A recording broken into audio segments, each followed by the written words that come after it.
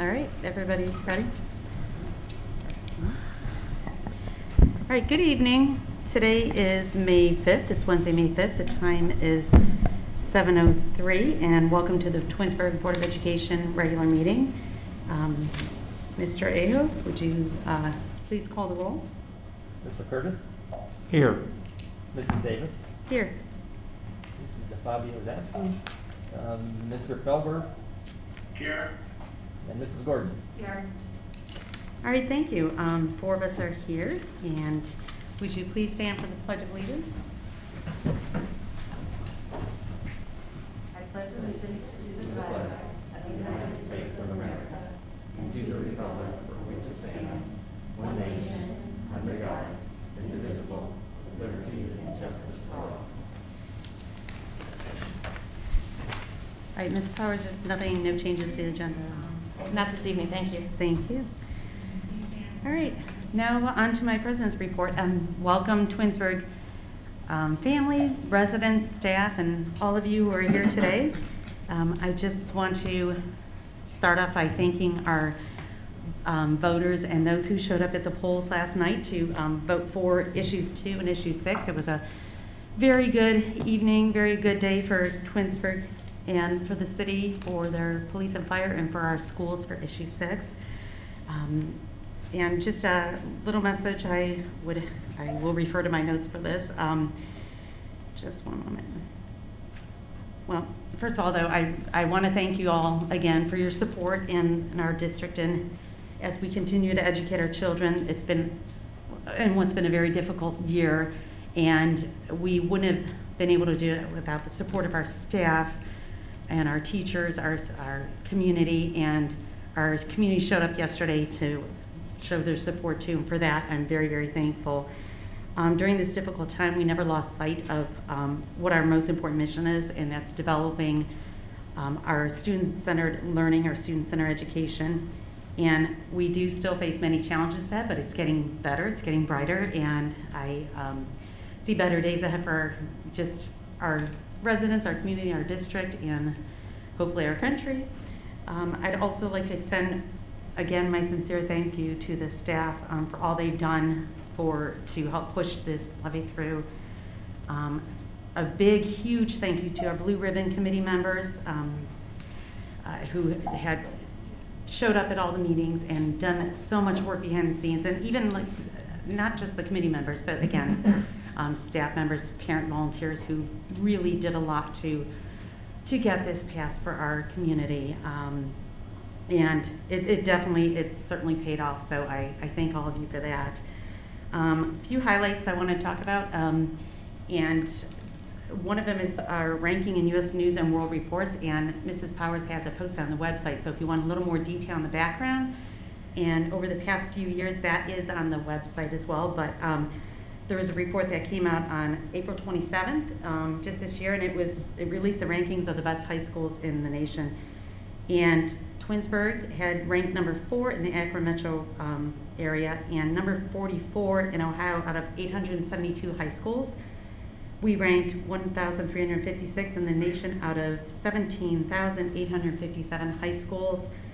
So that ranks Twinsburg high schools in Ohio. It ranks the top 5% in Ohio and top 7.5% nationally in the country. So as Mrs. Powers had said on the website, congratulations Dr. Hebert and her staff and everybody's worked hard to keep us up there. And it's not just it's not just rankings and testings and everything, though. It is about our kids and how you relate to the kids, and they come to school every day, and just the love you show them and the support you show them, that can't be measured in these rankings. So thank you for that as well.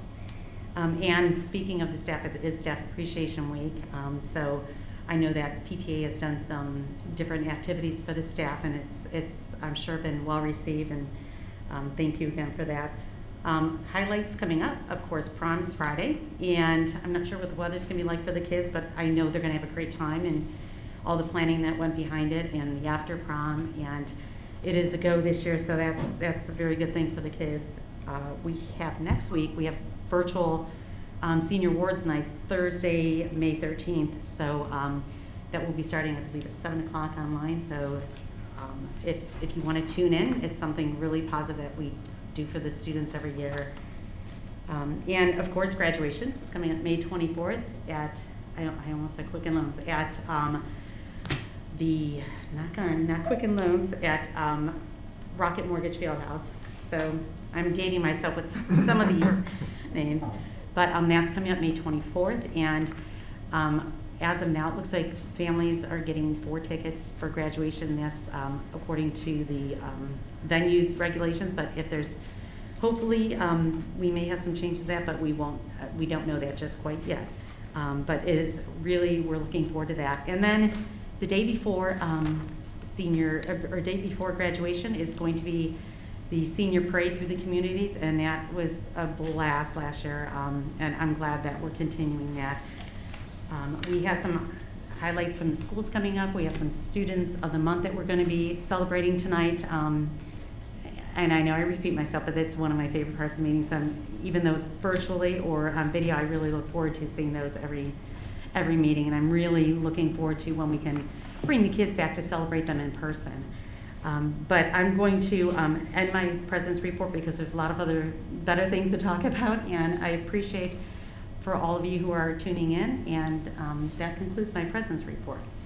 Thank you.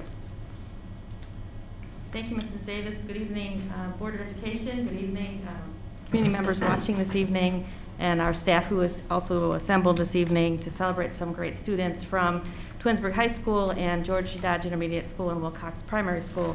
And we'll get to that in a few minutes, but there's a couple other things I wanted to mention this evening. Board of Education, this is the last student presentation for the year. I can't believe it. It has been an unusual year. Virtual celebrations, and I think they worked out very well considering all things. But next week, the 19th, the next meeting, we actually celebrate our retirees and teachers who will receive continuing contracts. So little melancholy that this is the last student presentation for the school year, but we are here to celebrate with students from these 3 wonderful schools in a few minutes. Looking forward to that too. As Mrs. Davis indicated, we sincerely are so very grateful. We owe a debt of gratitude to our residents for supporting Issue 6. And I want to thank the leadership of our Blue Ribbon Schools Committee, our co-chairs, Mr. Walt Hoffman from the Village of Reminderville, Mr. Seth Roden from the City of Twinsburg, Mr. Keith Harris from Twinsburg Township, Mr. Steve Cribley, who was our treasurer, and Mrs. Patty Kozlow, who was our PR consultant, as well as hundreds of volunteers who really worked hard behind the scenes to support Issue 6. We are so very grateful here in the community today for everyone's support, and we thank all of the individuals who formally endorsed our campaign, being the City of Twinsburg, Village of Reminderville, Twinsburg Township, the Twinsburg Chamber of Commerce, as well as all 5 of our PTA units and PTA Council. We really do appreciate the support that you show our kids every single day, and we appreciate the formal endorsement of Issue 6. This evening, Board, we have a little something fun to show you. You know, one of the activities from the Blue Ribbon Schools Committee was a selfie scavenger hunt, and we haven't formally shown the pictures, and so I asked Mrs. Honeycutt, who is a member of our fundraising committee, if she could put them together in a little PowerPoint so that our residents get to see them, because they've been posted on Facebook, but if you don't have privy to Facebook, you've missed the fun. And so thank you, Mrs. Honeycutt. We're interested to see what this is all about. Thank you. And while we are having it queued up, we just wanted to share that we had 30 participants sign up to participate in this selfie scavenger hunt. We had 24 participants that actually took photos that you'll see in just a moment, and as a result of that, we had a total donation of $725 towards our Blue Ribbon Schools Committee.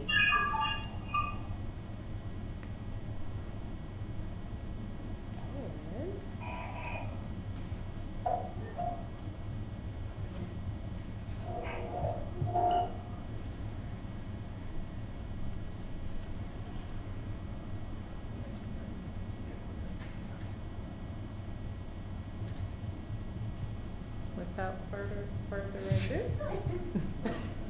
nothing like technology, right? There we go.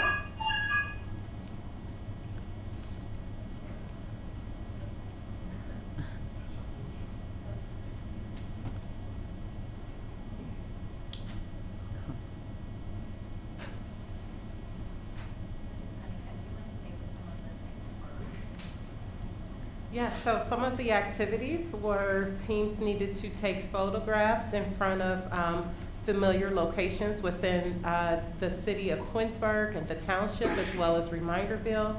So you will see photographs of the school district.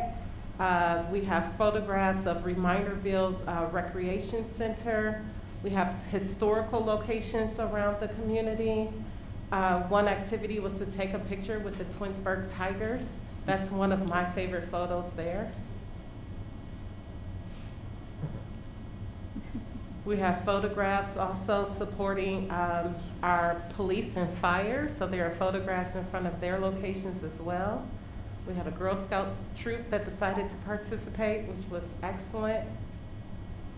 We have some action photos there. Our central office Wonder Women Adventures.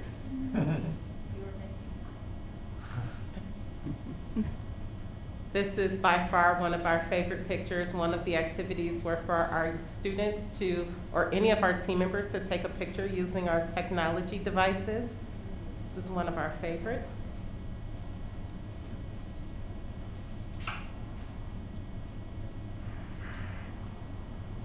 Tiger Strong and Tiger Proud.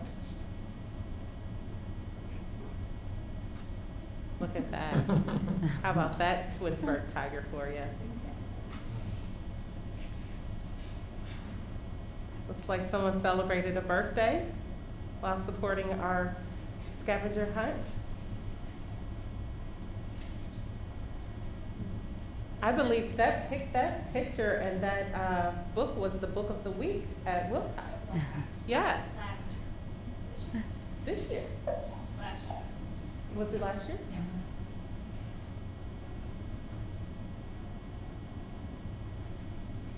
And finally, thank you again to all of the voters that supported issue 6. That's great. I love seeing how they kept popping up on Facebook. It was really fun to see everybody getting involved in that. Yes, and so after we present this tonight, this slideshow will also run on the Facebook platform as well. And participants had a chance to win prizes. Yes, and so the prizes will actually be coming out just shortly. We had a ton of donation of gift cards that ranged from Chipotle to Starbucks to Visa gift cards. I believe we have Handles gift cards and Panera gift cards. So I believe we have probably over $300 to $500 worth of gift cards total that participants will be receiving very shortly. That's awesome. Yes, Really cool. thank you. Thank you. Thank you, Ms. Sonica. We had to do something different this year because the pancake breakfast wouldn't work. And so thanks to the creativity of our staff and our parents and the Blue Ribbon Schools Committee, the scavenger hunt was born, and just a fun way to celebrate being together in support of our Tigers. And so we appreciate all the efforts here behind the scenes. So once again, thanks to all of the members of our Blue Ribbon Schools Committee, the leadership, as well as our volunteers. We couldn't have done it without you, and we are so very grateful to all of the work behind the scenes to help pass issue 6. And congratulations to Mayor Yates and City Council and the City of Twinsburg also for passing their issue 2. And as I stood outside yesterday in the rain with Chief Noga and Chief Morgan, I said to them both, I said, we both went to school for our chosen professions, but it's difficult when, we study to be an educator or a fireman or a police officer, and to do the work of passing a levy is difficult. And, we're so very grateful to this wonderful community, because through the campaign, we've always said it's strong communities and strong schools, and they equal each other, and we certainly do appreciate everyone's support of both the City of Twinsburg as well as Twinsburg City School District. Board, once again, I want to remind everyone that kindergarten registration is underway. This year, due to the pandemic, our annual kindergarten parent kickoff program has been replaced with a virtual program, which was posted on the website on March 10th. Parents of our incoming kindergarten students, otherwise known as our class of 2034, should plan to access this important information about kindergarten. Parents of our incoming kindergarten students are now able to complete the initial enrollment application by going to our website under For Parents, then to Registration, and then to Enrollment New Students. This page has information about registration and the documents you will need to register and to bring in the information to your appointment the day your child participates in kindergarten screening. This year, we'll be conducting registration and screening appointments for our new kindergarten students on June 2nd, 3rd, and 4th at Wilcox Primary School. Students who are currently in our preschool programs will not need to participate in kindergarten registration and screening. As always, feel free to contact Wilcox Primary School if you have questions about the registration process, and we look forward to meeting our class of 2034 during kindergarten registration, which is just a few weeks away now. While our youngest Tigers, our class of 2034, is preparing to join us, our seniors, our class of 2021, is just about ready to commence. And Mrs. Davis mentioned a few of the dates, but I wanted to add a few to the list here. So many things happening for our students who are soon to graduate. If you look across the street board, you will see that in the front lawn of the high school campus, there is a wooden structure that's being erected. Once again this year, our wonderful Twinsburg Athletic Boosters have donated a sign congratulating the class of 2021. We've taken the pictures from Vendetti and put it on a very large sign, thanks to also the assistance of VMS, one of our local partners in town. So it's our hope to have that sign displayed in time for prom this coming weekend. So soon you'll see that sign across the street, and we thank the city of Twinsburg for their help in allowing us to do that, to erect that. This is the second year in a row for that wonderful sign. It's a great place for students and their families to pose here the next couple of weeks as they celebrate graduation. As Mrs. Davis mentioned, this Friday is prom at Signature of Solon, and that's followed by the after prom right here on the campus of Twinsburg High School in the gym, as well as at the Twinsburg Fitness Center. Again, we thank the city of Twinsburg for their partnership. I also want to thank Mrs. Stevie Romano and our senior parents have done a great job this year of planning an after prom that's going to be most memorable for our students. And so thank you, Mrs. Romano, and your cast of seemingly thousands of parents who have worked together behind the scenes to make sure that the class of 2021 has a wonderful event. Baccalaureate is scheduled for Thursday, May 20th at 7 p.m. at St. Cosmas and Damian Church. We thank Father Michael Stalla, as well as the Twinsburg Ministerial Society, for always welcoming our seniors and their parents for a very reflective evening, and we thank them for their partnership with our school district. On Sunday, May 23rd, is our second annual senior class parade. And we thank, once again, the city of Twinsburg, the village of Reminderville, and Twinsburg Township, especially the Summit County Sheriff's Office, who are helping us with the routes again and will help us get the kids here and there and everywhere. And then finally, the big event is Monday, May 24th. That would be commencement at the Rocket Mortgage Fieldhouse. And seniors and their families are in for several wonderful surprises downtown in Cleveland. Not going to share what those are, but they're going to have a great event, and we look forward to celebrating with the class of 2021 and their families just in a few weeks. Board of Education, last week the Ohio Department of Education released new guidance with regard to quarantines, and I sent that information to you previously. This new guidance comes as our 16 through 18-year-old students are now eligible to receive the COVID-19 vaccine. Further, as you know, we anticipate the vaccine to be authorized for students ages 12 to 15 years of age, and I anticipate that to actually happen next week. In our call this afternoon with Commissioner Donna Skota, she's pretty confident that that will be rolled out beginning next week. And she also anticipates that the vaccine for the younger students will be available in September of this year. So that is moving along. This evening, I want to just talk with you a little bit and gain your feedback with regard to our quarantine situation. As you know, the newest guidance for students who are fully vaccinated would state that youth participating in sports and our extracurricular activities who have been exposed to COVID-19 outside the classroom are not required to quarantine from those activities if they have been fully vaccinated and have no symptoms of COVID-19. And we have quite a percentage of students now at Twinsburg High School who are fully vaccinated, who are athletes, who are participating in spring sports. And so this is important for that group. And when we say fully vaccinated, it's the two, if it's Pfizer or Moderna, it's 2 vaccines, and then it would be the 14 days thereafter is when you're considered to be fully vaccinated.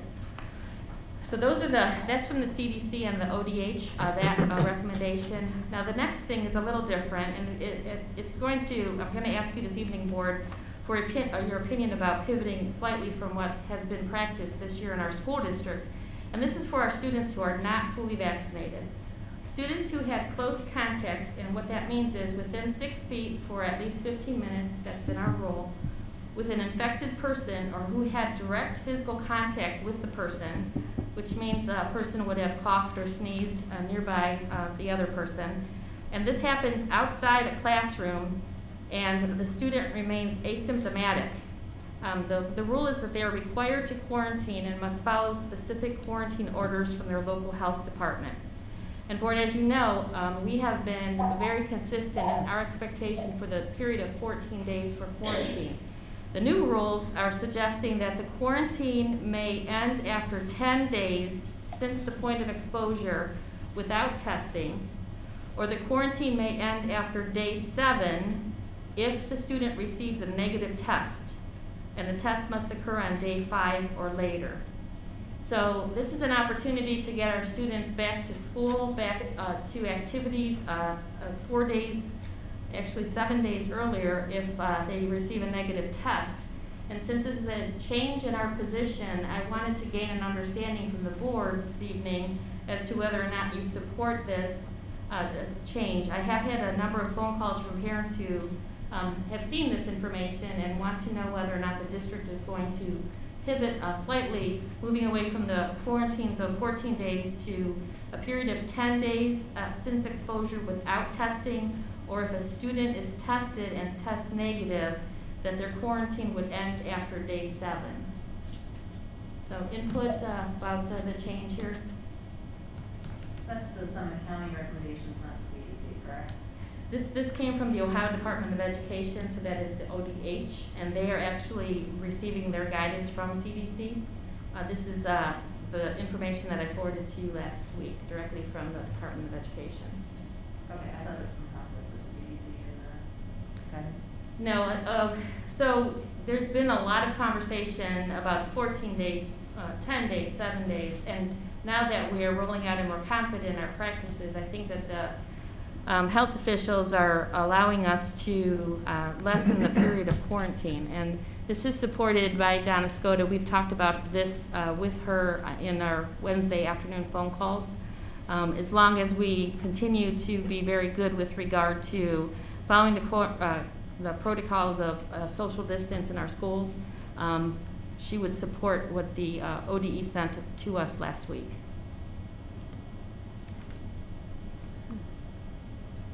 So then with the, if they have a negative test, we're saying 7 days after the negative test, is that correct? So the ruling would be the quarantine would end after day 7, so they would be able to come back on day 8. Yes. After the exposure if they received a negative test. And the student would have to wait until day 5 to have that test. And if the test comes back negative, then they can return to school, return to activities. Okay. Yeah, I'm always in favor of, a shortened time period to return to activities as long as the guidance supports that. I think that, there's a lot more information out there. There's a lot more opportunities for people to get vaccinated, and also access to tests are much more readily available now than they were when all of this stuff started.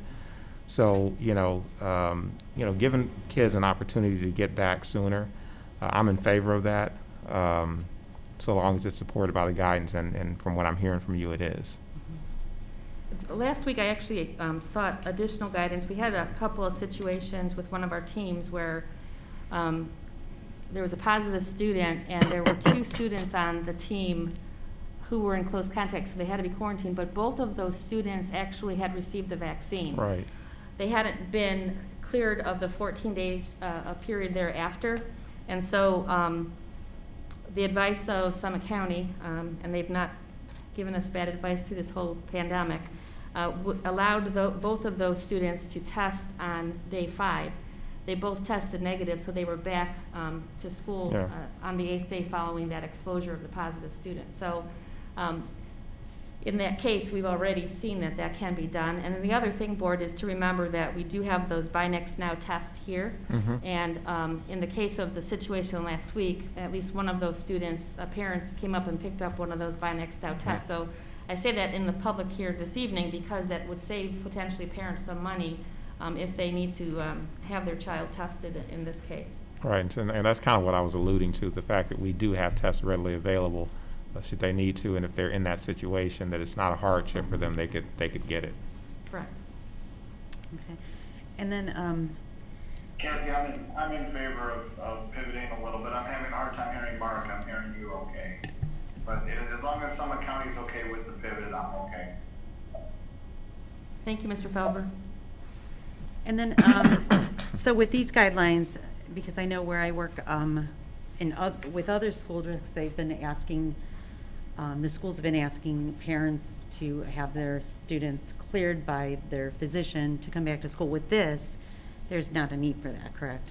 So in those cases, I believe what you're talking about, that would be for a student who tested positive. Yeah. In order to Oh, that's right. to resume play, For some sports, physicians would yes. suggest that the student would have to have a cardiac assessment. Mhm. And so that is the case in some situations, but that would be for students who are testing positive for COVID. Right, okay. And then for students who have tested positive for COVID who aren't in sports, they don't necessarily need their doctor's clearance as long as they've met the quarantine guidelines? Correct. Okay. And the other thing, Mrs. Davis, is for those students who test positive, we still are required to report that to Yes. Summit County Public Health. So we still do what we've always done since the Right. very beginning of this. And my reporting to Summit County Public Health, addition to that, our district nurse has been great about getting test results. Those are submitted directly to communicable disease at Summit County Public Health. And so there's this other thing that happens behind the scenes that our families who haven't had this experience may not know of. That has not lessened. The Summit County Public Health continues to do all that they have done behind the scenes in supporting our families, making the phone calls, checking on the students, as well as our district nurse. She's in contact with any positive family several times. The minute she finds out about a positive case, and then throughout the period of quarantine, providing any support she can as far as the medical part of her advice. Thank you. And, I mean, we've been using these guidelines, and we've been entrusting Dennis Goda all along. So at this point, I would be in favor of being able to lessen that a bit as well. Yeah. Mrs. Gordon, do you have an opinion about this? I mean, I'm about following the CDC. At the end of the day, we've got 30 days left in the school year. I mean, this is not going to affect us, hopefully, either way, largely, I would think, so.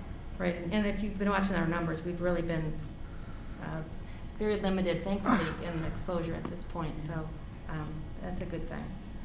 And the other thing, Board of Education, just so you know, the other change that I spoke with health officials last week about is the use of our playgrounds. All this time, the playgrounds have been yellow taped and the students have not used them for recess. That has changed, and we are able to use the playgrounds as long as we use that on a rotational basis, and it's the same group of kids every day out there, and then the next day will be the next group of kids out there. The kids stay in the colony. I've asked Mr. Welker to make sure that before we even move forward with any plan and allowing children, and that would be children at Wilcox and Bissell. Of course, we don't have playgrounds at the high school where our 2nd through 6th graders are. Sorry, Mr. Holland. But for our kindergarten and 1st grade students, Mr. Welker will have the playground equipment evaluated before the students are back on it, because it really has sat empty now for more than a year's time. Make sure that there's plenty of wood chips under the swings and things before we provide that opportunity for the children. But, you know, things are starting to slowly reopen. As a school district, we are going to slowly reopen as well. We're going to do this very strategically. I've asked Ms. Villa to create a plan of how she will work through a rotation of children on the playground, and once we are comfortable with that, once our equipment has passed inspection, then we'll, last few weeks of school, allow the boys and girls to begin to resume using the equipment out at the Wilcox and Bissell properties. Okay. Okay. All right. Board of Education this evening will be presenting an update regarding the district's reopening plan, and Dr. Walker and Mrs. McKinney will be joining me for that shortly. But before we get to that, we do have students to celebrate, and representing our Wilcox Primary School kiddos this evening, and on behalf of our principal is our assistant principal, Mrs. Julianne Walker. So welcome, Ms. Walker. Good to see you this evening.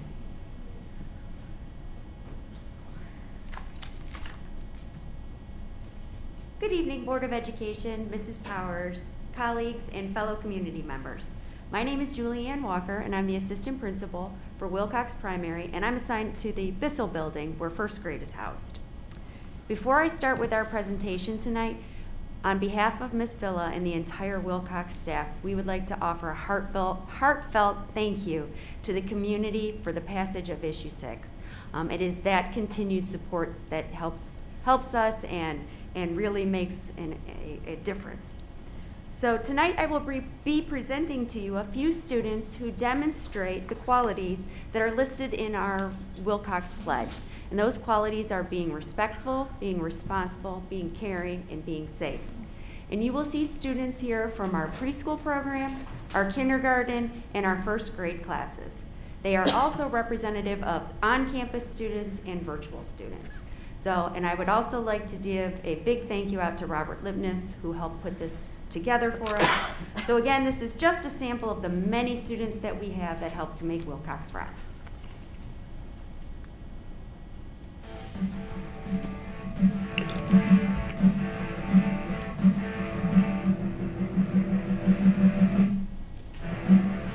Elizabeth is never without a friend because of her good nature and kind ways.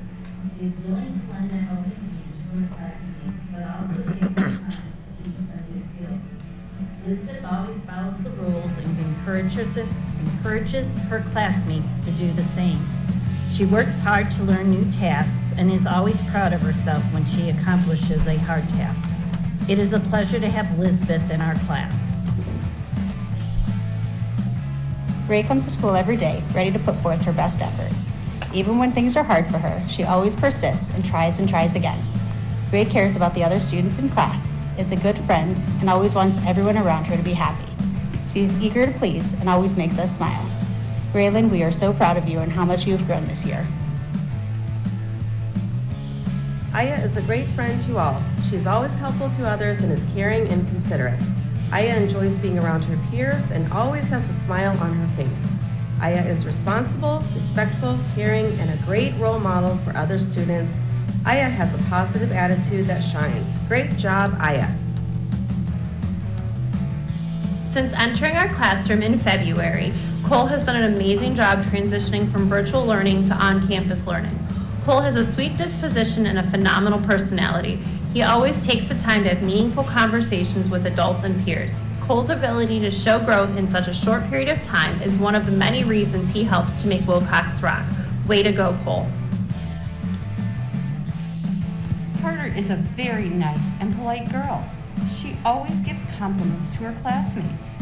Carter works hard and completes every one of her assignments every week. She joins the class every week for lunch date Wednesdays and invites her little sister Cameron to join us. Carter participates in daily jokes, telling jokes, as well as answering jokes from her friends. Carter participates in all of our meets, asks questions when she does not understand what to do, and asks for help when needed. Carter smiles every morning and is a good friend to everyone in our class. It is a pleasure to have Carter Jackson in my class this year. Karan Mills is very deserving of this award. He is one of the hardest working students I have ever had in my classroom. He comes to our virtual classroom each day with the biggest smile and contagious enthusiasm. He is so well-mannered and is always looking out for everyone's best interest. He is a positive and energetic boy who everyone wants to be around. He will continue to do great things because of his drive and determination. He makes me so very proud to be his teacher. Christian is respectful and considerate of all students. He is a leader and helps all of the students in the class. He is kind-hearted and works very hard throughout the day. Wilcox rocks because of Christian. Charlie logs on every day ready to learn. He is always showing expected behavior in the virtual classroom.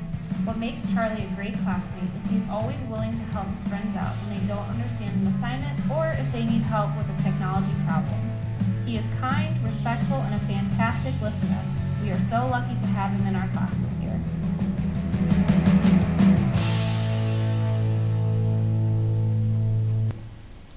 Thank you for letting me share. Just another reason why we have so many students that makes Wilcox rock. And at this time, I'd like to introduce Mr. Holland. And Mrs. Gates. I want to say good evening to our Board of Education, our Superintendent, and our community. I did want to just reiterate what Ms. Walker just said in terms of thanking our community and our board for the support of Issue 6. It's just so great to be part of a community that continues to make sure they support our kids and keeping our Tigers very strong.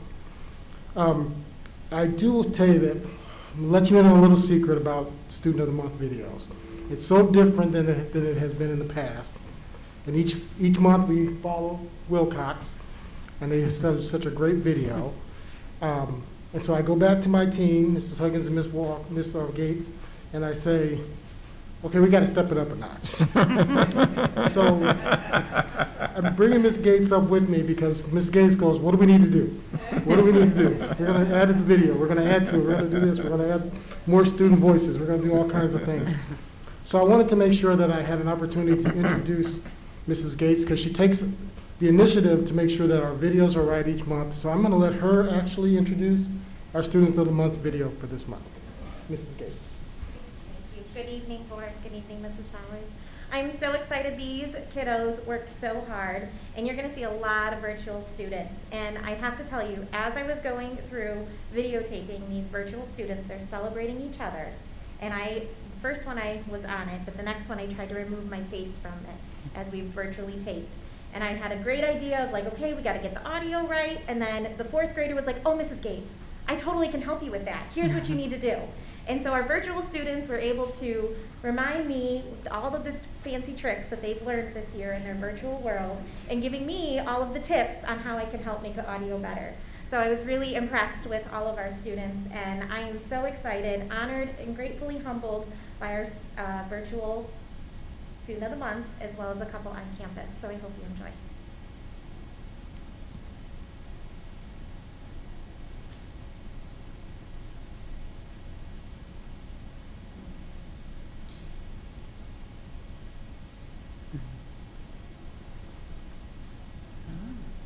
Hello, I am Isaiah Callaway with Miss Craig Student Council. I would like to congratulate Sarika Nilchialo with Student of the Month. Congrats.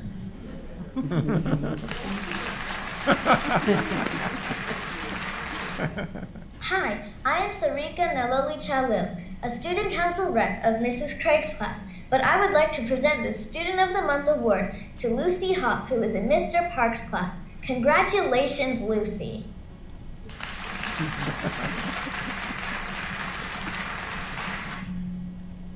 Hello, my name is London Willis, and I am proud to present Raina Jahan from Miss Cow's class for Student of the Month.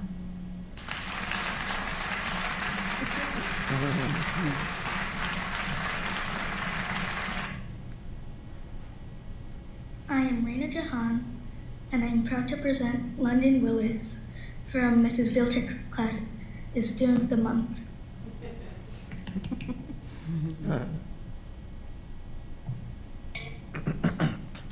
Hello, I am Julian Zimmerman from Mrs. Ronaldo's homeroom, and I am proud to present in Mrs. Jackson's homeroom, Brianna Rosenblum as Student of the Month. I am also proud to present Drew Walker in Mrs. Ronaldo's homeroom as Student of the Month. Goodbye, and I hope you have a nice day. Hi, my name is Ariana Thompson, and I am proud to present Sophia Galagos with the Student of the Month Award.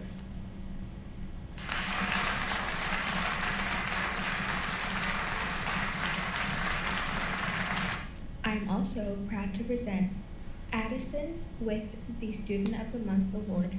from Mr. Willis's homeroom.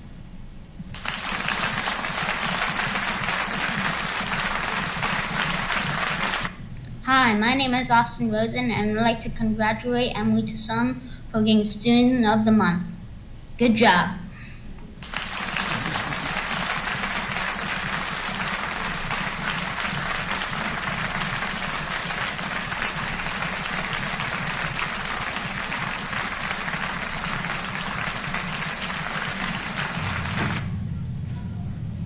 Congratulations, Maya, for the Student of the Month award. And here's your tiger strips. Thank you.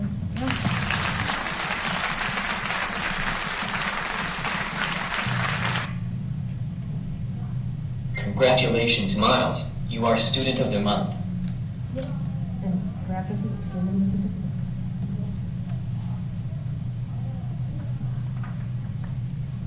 Miles, say thank you. Thank you. And Miles, you earned your stripes card. Very good. Congratulations. Yay!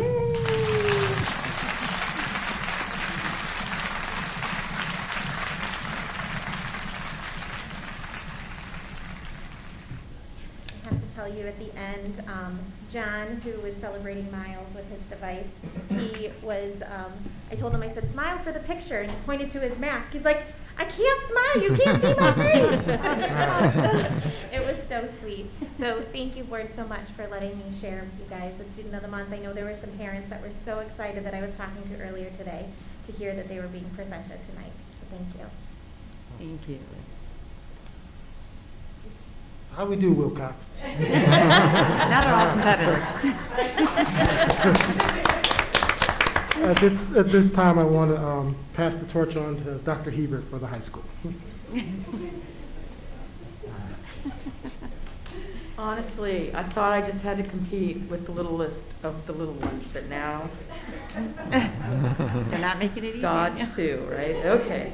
Well, first of all, thank you, board, for letting us present our Students of the Month. I did do a little bit different this time because, you know, that's what I do. And so we went with 12 kids to represent the 12 years of school that they've spent. Some all in Twinsburg, some not so much.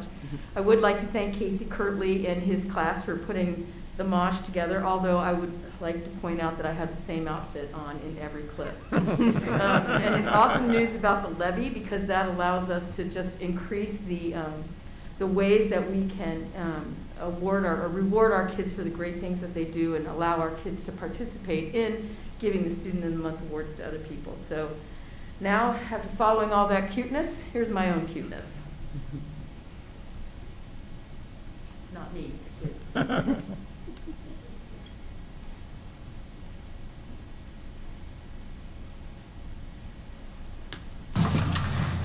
Good evening.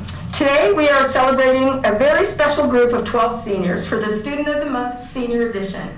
We chose 12 to represent the 12 years of school that they've spent here in Twinsburg, but we're excited that they're on their way to bigger and better things. You'll even see some of them sporting their college wear so that you can see where they've chosen to go for the next few years of their post-secondary experience. First, I'd like to call out Mia. Come on in, Mia. Mia Brazy is, well, this is a random thing from a teacher, but they love her. Mia is always prepared with assignments. She's an order-loving student. What do you think that means, order-loving? Order-loving student who is quick to share links, etc. with others because she pays attention to detail and helps everybody else stay on track. So congratulations, Mia. This is a certificate and a pin from the Board of Education. That's what I'm talking about. All right. Next, we have Logan Chapman. Come on in, Logan. Logan, another senior, has been the class officer since 9th grade. He's not a showman, and he has a very quiet demeanor. He is noble through his actions. He shows up, he never complains, and he does what needs to be done. He is extremely dependable, does the right thing, and we're sad and excited that he's leaving and going on to bigger and better things. So Logan, here you go as a pin and a certificate. Congratulations, and good luck next year. Thank you. All right. Nathan Glessman is next on the hit parade. Look at this, UD, I like it. Nathan is an outstanding and goal-oriented student who always demonstrates a phenomenal work ethic. He leads by example, always participating, volunteering, and striving to do his best. He's very focused and driven and always completes high-quality work. Furthermore, he's always respectful, kind, helpful, and collaborates well with his classmates. Those are some high words to live up to. Congratulations, and here's a pin. Thank you. All right, good luck. Next we have Lawton Griffin. Hi, Lawton. All right, so Lawton is one of those polite, caring students to have graced the halls of THS. He works hard in the classroom, knows what he wants to do once he graduates from THS, and all of his teachers make the same comment about Lawton. What a nice young man. That's high compliment, Lawton. Congratulations. So here is a pin and a certificate. I'm gonna give you a little elbow bump on your way out. Congratulations. Connor Harris. So earlier I said these are the kids that spent 12 years in Twinsburg, but Connor is one of those kids who transferred to Twinsburg and were better off because of it. He transferred for high school, and many students in that situation would be reluctant to share ideas in class, but Connor has shown great personal courage in both convictions and willingness to articulate those convictions.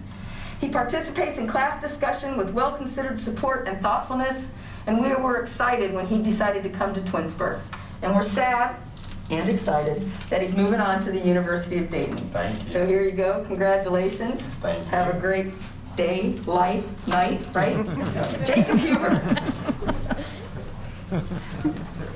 You can look at Jacob and know he is organized. He demonstrates organization in the most usual definition of the word. However, teachers say about his organization is the way he created like the Art Appreciation Club. Mr. Lundy said he went at it all on his own with an idea, a thought, and a process. He does a lot of hard work to organize whatever he's interested in, and he's an all-around great student that deserves to be recognized. So Jacob, that I think came from Mr. Lundy. Does it sound like Mr. Lundy? Yeah. Congratulations, here's your pin and your certificate. Good luck. All right, Allie Middleton. Sporting the Miami wear, right? Allie Middleton is a responsible, thoughtful, hardworking, and creative student. According to multiple teachers, she deserves recognitions for those tiger strong traits, despite being humble about her strengths. And you can tell that she's humble because she's even blushing a little bit behind that mask. So here we go, Allie. This is for you, a pin and a certificate. Congratulations and good luck in Miami. All right, next we have, come on in, I'm turning my page. We have Jason Miller. Jason manages every classroom task with ease because he's able to quickly analyze the task, break it down into manageable parts, and control it. He has written a plethora of papers this year. Clearly a teacher wrote that, right? A plethora of papers. And all of them exude confidence and capability because of his attention to detail and ability to meet his goals. Sounds like an English teacher loves your papers. All right, congratulations. Are you going to South Florida? Yes, I am. That's exciting. All right, here's your pin, your certificate. Thank you. Have a great college experience. All right, Elise O'Connor is next. Another Miami girl, right? Yes. Elise is always one of the first students in class to complete work. When assigned work, she immediately attends to it. She is a phenomenal, enjoyable student. An incredible student and has so many amazing qualities, goal-oriented being just one of them. She's always been amazing, but she's specifically amazing in art, and she's always helpful in classroom and such a joy to have in class, but it goes on to talk about your artwork and how great you are at it. So are you gonna major in art? I'm going into interior design. Interior design, I got a house for you. All right, Elise, here you go, congratulations. Have a great life. All right, Ian Rader. Gabby Snow. Gabby Snow is going to be next. Come on in here. Gabby, where are you going to go to college? Ashland University. Ashland University. Gabby Snow is awesome, and one of the reasons she's awesome is because she is a team player. She's a great student, consistently helpful and encouraging, a great friend to her friends, and the school is a greater place. Great is the optimal word here because of students like Gabby Snow. So congratulations, Gabby. Thank you. Here's your pin and your certificate. Thank you. Good job. All right, Aaron Vales, sporting the Ohio State University. Not that I have a special place in my heart for that. All right, Erin, according to her teachers, is always a friendly, helpful student.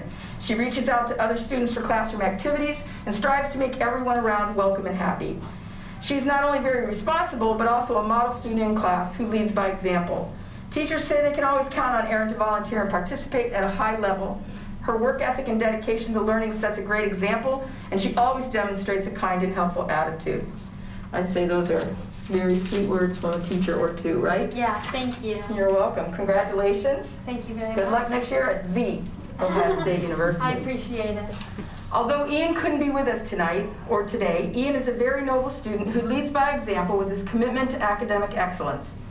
He always demonstrates an incredible work ethic and intrinsic motivation, along with a true interest in learning. I consistently, according to his teachers, have been so impressed with the quality of work that he completes, as it is always meticulous, thoughtful, and exemplary. Great job, Ian. All right, Olivia. Our last and final student is Olivia Voise. Olivia is a very organized student who shows great dedication and always strives to do her best. She has a phenomenal work ethic and very committed to learning and achieving her goals.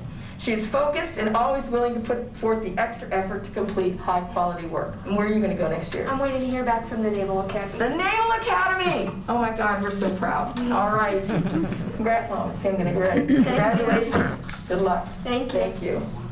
Thank you, and that's our senior send-off. Thank you. So, the really sad part of this is it took 3 takes. The kids were like, seriously, Dr. Weaver. So finally, it was all. I did want you to realize that in the background, I don't know if you noticed, there was 2 pictures that Mr. Powell took over the years. One was of the kid heading the soccer ball so that it said Twinsburg, which was one of our hashtags, and that was actually Nathan Glessman. And after he left that day, he said, I'll be glad to autograph your picture. And then the second picture was from the lights on for the class of 2020. And I think what was important, and the reason I spent a lot of time with 12 seniors, is that those kids had half of their junior year and all of their senior year very different from anything that any other kid had. And to see where they're going to college and what they've accomplished, I just think was really worth the extra time, and I appreciate you giving me the opportunity to work with them. Thank you. You're absolutely right, and a few of these kids I remember from Girl Scouts or from volunteering classes, and I just, it's crazy where they've come from and where they're going right now, and just congratulations to the group who had senior, or who had a student of the month. Thank you. That concludes my report for this evening, Mrs. Davis. Thank you. Thank you. All right, do we have any committee reports at this time? None? No. Okay. All right, hearing none. Moving on to your report for the preliminary district opening plan.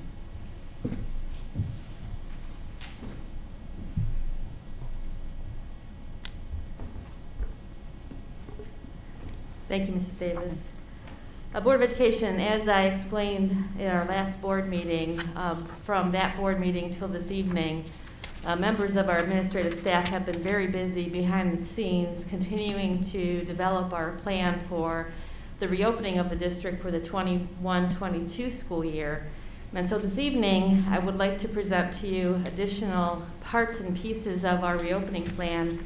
We've been given some great thought to many parts of our school district, how we pivoted out, how we might pivot back in. And the one thing I want to say to you is, even though it was very difficult last year to pivot out in March of 20, coming back in has proven to have maybe even greater challenges, because we still have the effects of the pandemic here. We have the desire of our families, our students, and our staff to come back to what we desire to be normal, but knowing that it really isn't quite normal yet. And so everything that we've been looking at, we look at it multiple ways to ensure that we're keeping the safety and health of our students, our staff, and their families still at the very center of all these decisions. So this evening, we want to present additional parts of our district reopening plan for your consideration. With me this evening will be Dr. Andrea Walker, who, as she indicated at our last board meeting, worked through some surveys with our staff and our seniors, juniors, sophomores, freshmen, students, talking about their school day and the impact of an adjustment, what that meant to them, and some ideas about the school day moving forward from that point in time. Additionally, Mrs. Belinda McKinney, our Director of Human Resources, is here this evening to provide some updates with regard to some staffing decisions that we have to make, some decisions that we have a pretty good handle on already, and some that we're going to continue to work through this next couple of weeks. This evening's presentation will include many details, including a summary of the feedback we gathered from our high school students and our teachers. And the proposal will include our start and end times, not only for the students, but it will be inclusive of our proposal for the teachers' beginning of their workday as well as the end of their workday. It's contractual in nature. Our teachers work 7.5 hours a day, and so we are cognizant of that when we built the proposal for you this evening. We'll also propose criteria for student participation in the Twinsburg Virtual Academy. We spoke to you about that at our last board meeting and gave greater consideration. What happened between that meeting and this meeting is we actually asked our teachers to provide their feedback. They know better than anyone how students have done in the Virtual Academy, and so we are going to present this evening feedback provided by the teachers for your consideration, as well as, of course, feedback from our administrative team. And also we're going to offer some information about staffing and then provide some next steps in our planning process. So as mentioned during the last presentation, the pandemic, although extremely challenging, offered silver linings. One of those silver linings regarded adjustments to the school start and end time at each of our campuses. These adjustments came on the heels of the district's strategic plan, where one of the goals addressed the school day. In the development of the strategic plan, our committee members discussed the many challenges of the previous school day schedule and asked that our district research the possibility of adjusting the school start and end times, especially for our high school students. Research does indicate that there is merit to this work, as noted by a quote by Dr. Crucetti of the Johns Hopkins University, which explains why additional sleep is so important to teens. And that quote is up here on the slide. As with all of our initiatives, we sought the opinions of those most impacted, and in this case, Dr. Walker facilitated a survey offered to our high school students as well as to our teachers. She would like to present this evening the feedback that she collected from those surveys.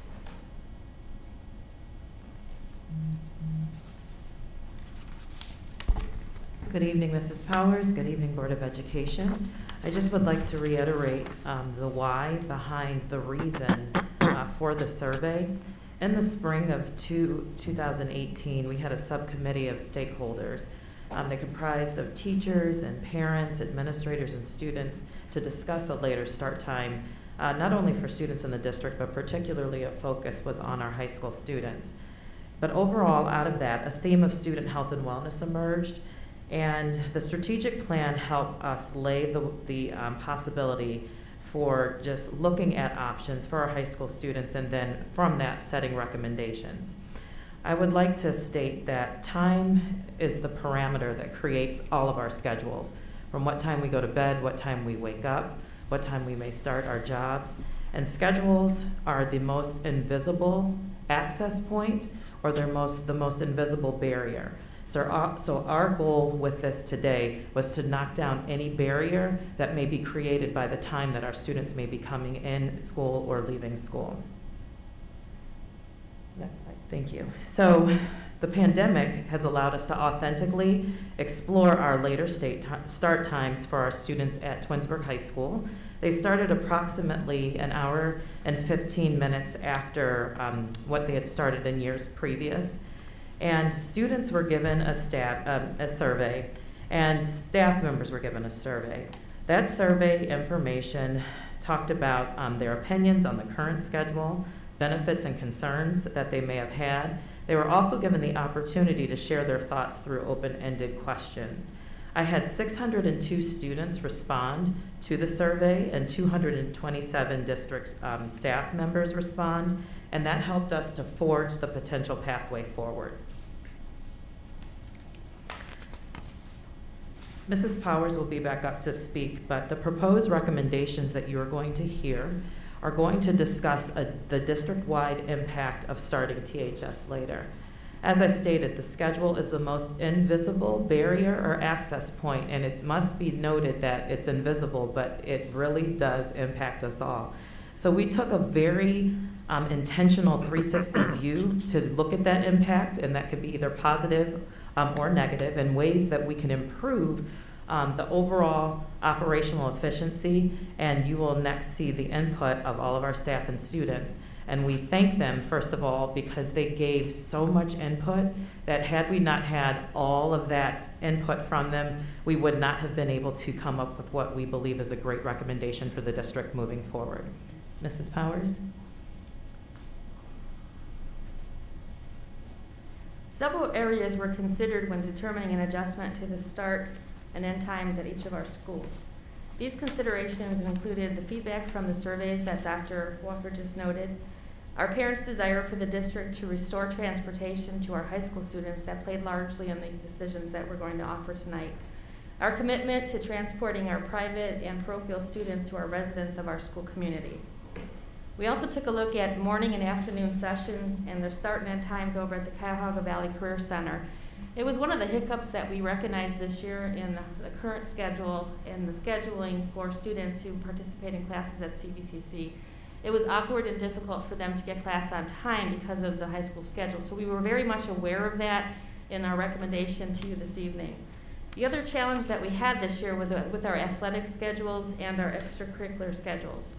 We know that the high school students started, most of them anyhow, started at 8:15 in the morning. And when we began the school year, we did not adjust the start time of many of our athletic events. It caused a lot of problems with our transportation. It caused our students to be late to venues. And it was, it's a very unwieldy, complicated situation. And so in building the proposed start and end times for next year, we wanted to be very aware of that. And we've already had conversations with Mr. Fantone in his planning with the other athletic directors for next year to align the athletic schedules to the start and end times, particularly the end times at the high school and the middle school campuses. And again, this is a great opportunity. You know, we talked about the silver lining of the pandemic, but allowing us to try something different during this current school year allowed us to think outside of the box, allowed us to understand what some possibilities might be. And so taking all of that feedback and all of those points under consideration, our next slide will illustrate the proposed start and end times for each of our schools, as well as provide definition to the teacher workday.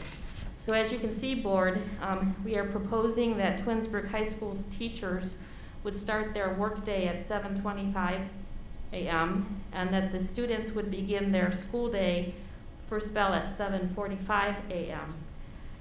The school day for the high school students would conclude at 2:40 p.m. and the staff would then conclude their workday at 2:55 p.m.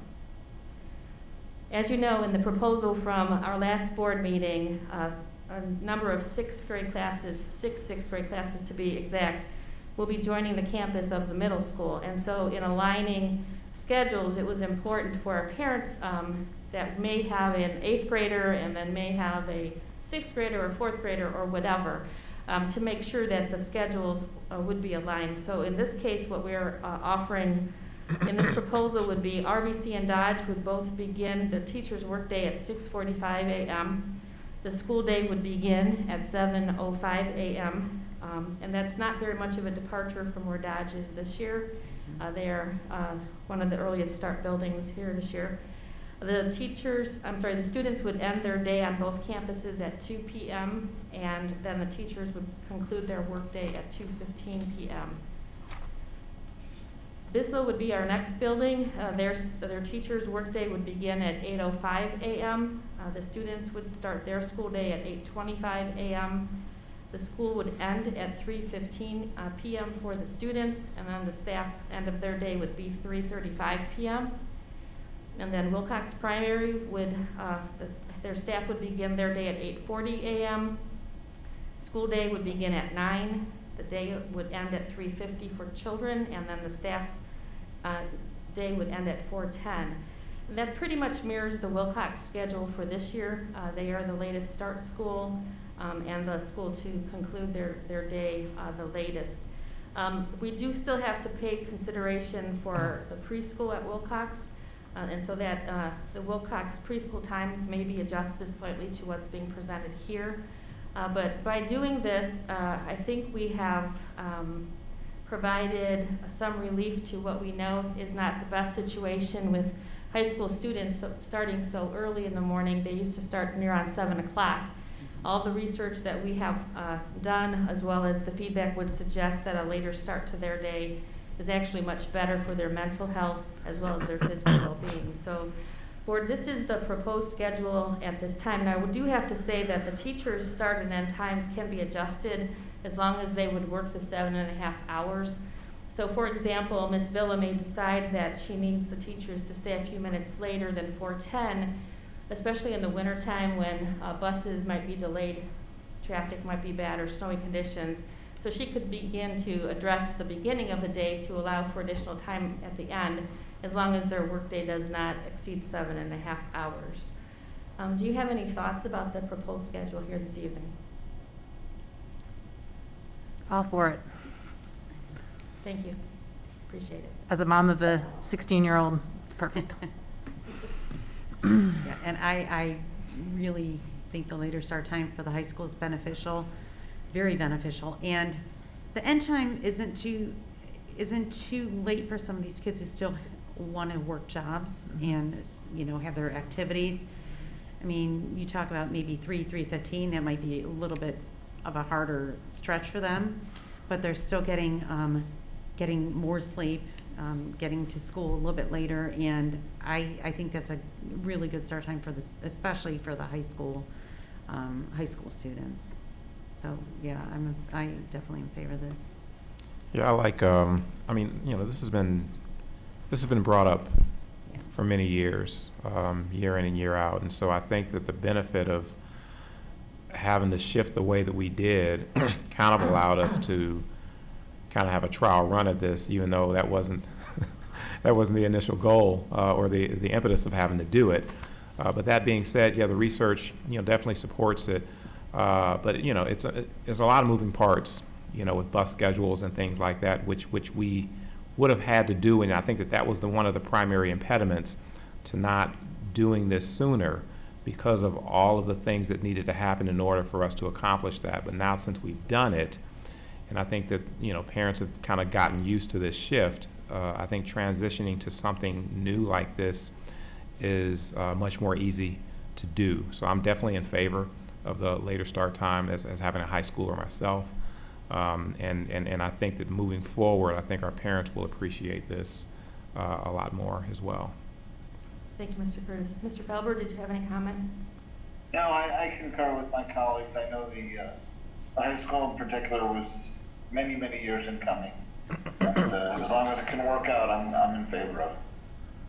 Thank you. And Mr. Welker, if you could just add a comment or two about transportation and the routes and why this would seem to work in all the things that happen over in the transportation department.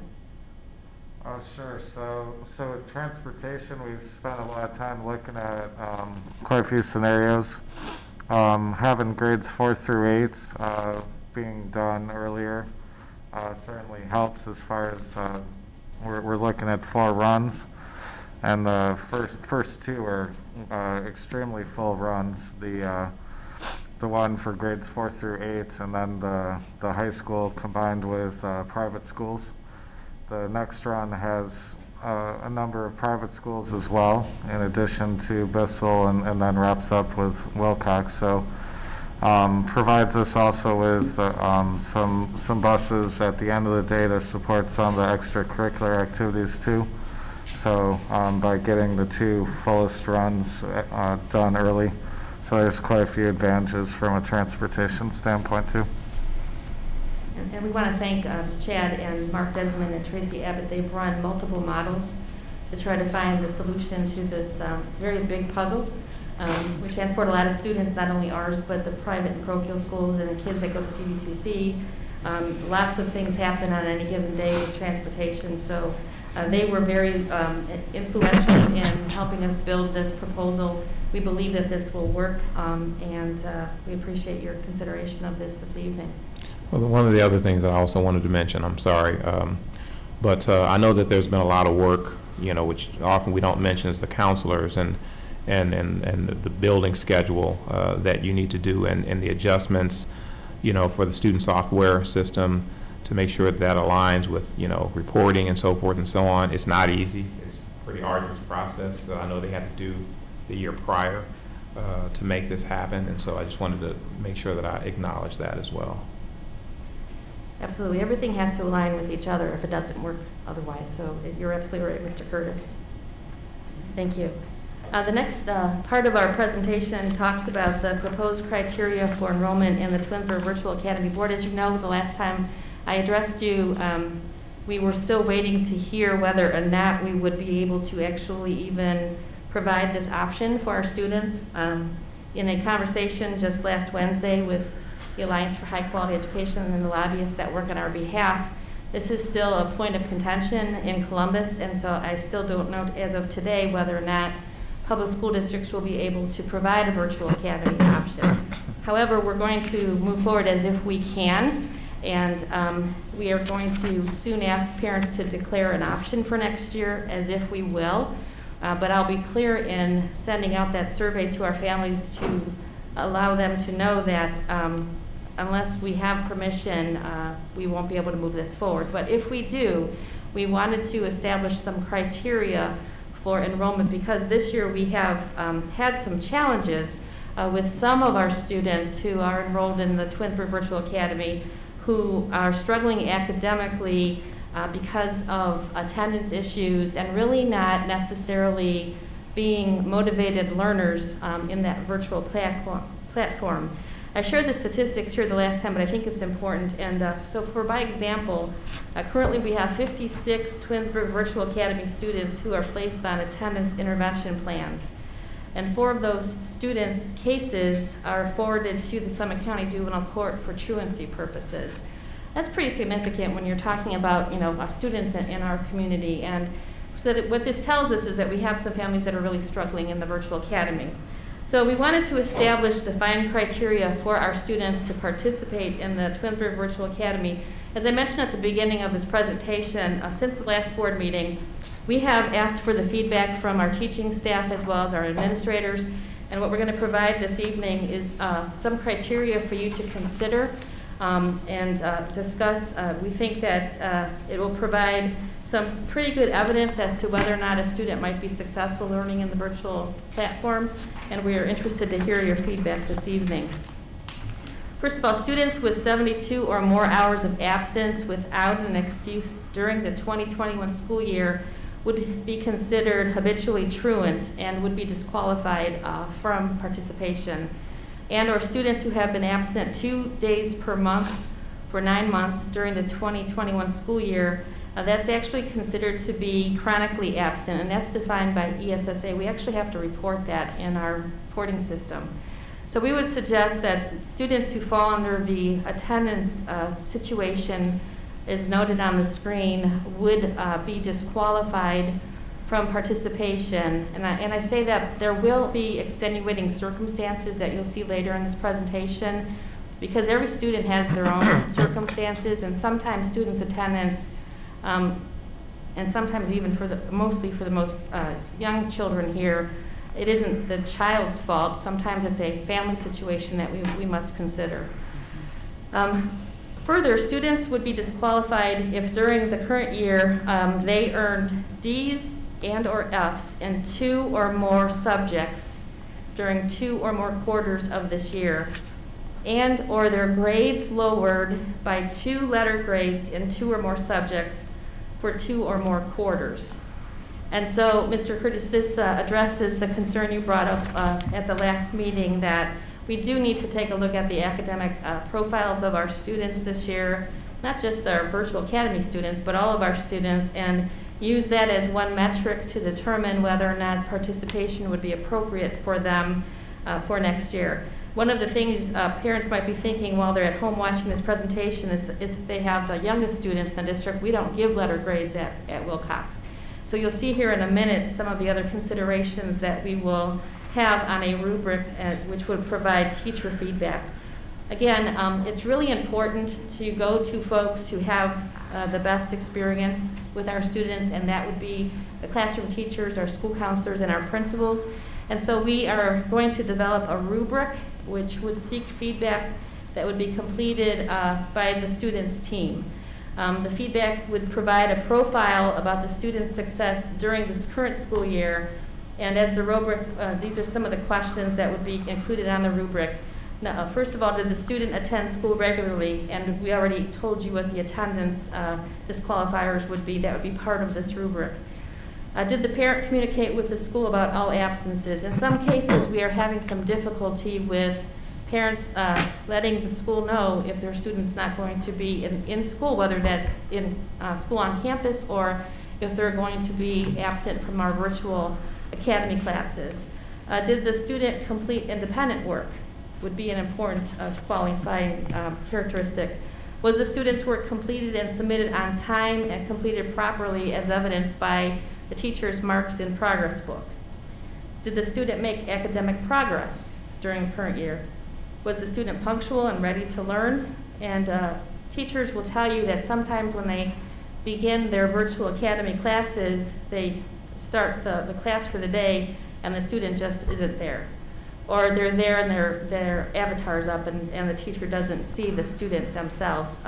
So those are some of the things that our staff has struggled with this year in the virtual academy. Punctuality is important, and being ready to learn when you are learning. Did the student attend contact time and intervention periods? Because even though our students may be learning virtually, our teachers are still providing contact time opportunities for intervention and acceleration enrichment. And the question would be, were the students attending those when they were offered those opportunities? Did the student exhibit appropriate behavior while learning virtually? And then for our high school students, one of the disqualifiers would be any student who's credit deficient.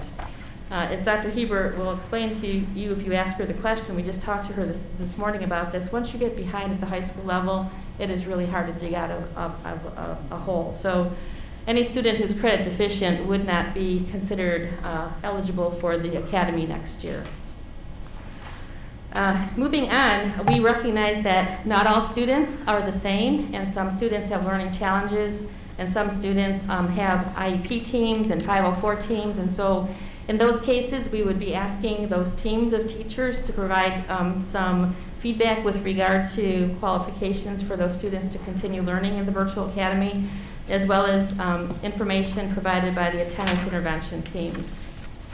Other criteria that we would reference would be medical documentation that indicates that a student and or his immediate family member has a medical condition for which participation in the virtual academy is necessary. And as I mentioned, we need to provide the principals with the opportunity to look at extenuating circumstances. There could be things that don't meet the mark on a rubric that aren't presented as a document from a doctor, but there are things about personal, private things that happen in family lives that might be a consideration for participation or for not participating in the virtual academy. So in speaking with our educators during a recent Labor Management Relations Committee meeting, it was recommended that students in grades 7 and 12 be required to use a district-issued Chromebook. Our educators felt that this is necessary for a couple of reasons. First of all, by doing so, the teachers can monitor all students as they work using Land School or GoGuardian. Also, teachers shared their concerns about the time it takes to assist students using various other types of devices as the students try to log onto the internal network and or access various apps. Using the district-issued Chromebooks would expedite these processes and increase students' time on task, which leads to greater academic achievement. Some classes, such as Project Lead the Way, Digital Art and Design, Photography, Computer Programming, and Interactive Media, are best supported using district-issued devices. A board, after speaking with the administrative team after collecting feedback from the teaching staff, what we would like to suggest this evening is your consideration for students who are attending the virtual academy to be required to use the district-issued Chromebooks for the reasons that we noted. The staff here, the teachers who work directly with the students, were very concerned about some things that happened this year, some difficulties in connecting and not being able to monitor what students were doing during the school day. It's difficult in our environment on campus now with social distance, and the teachers aren't necessarily close to students, so this helped in the classroom. And that is still a problem, but the consideration that we're asking for this evening would be that students who are qualifying for the virtual academy would be required to use the district-issued Chromebooks for the reasons that we stated tonight. So this part of the presentation, I'd like to pause for two reasons. First is to talk about the criteria for enrollment in the virtual academy, and then to ask you for your opinion with regard to the district-issued devices. This is a big conversation with our teaching staff at this point, and I promised them I would bring this up for your conversation this evening. Well, as far as the district-issued Chromebooks, I think that's a really good idea.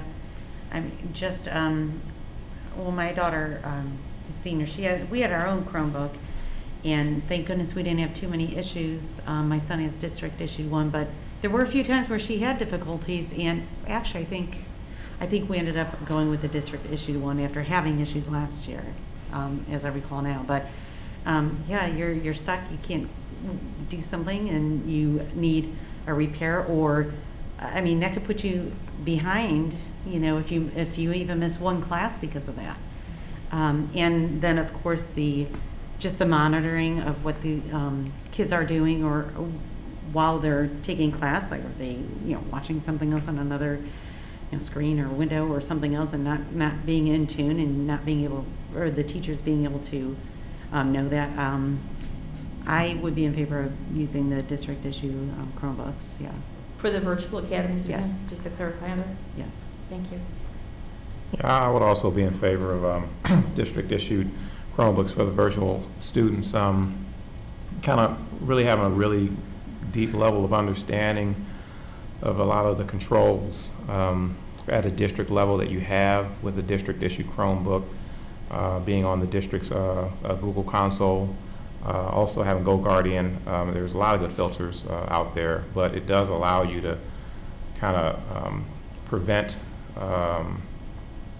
navigating to places that are not good for kids, but also it does allow for much quicker ability to problem solve and provide technical assistance remotely if necessary, rather than having to bring the device in, to look at them. So, I think it's something that is a good thing, and based on just the models that we have, because I know that you guys pick specific Chromebook models. There are a lot of ones that aren't very good out there, and I know that the ones that you guys are a little bit more on the high end side of things.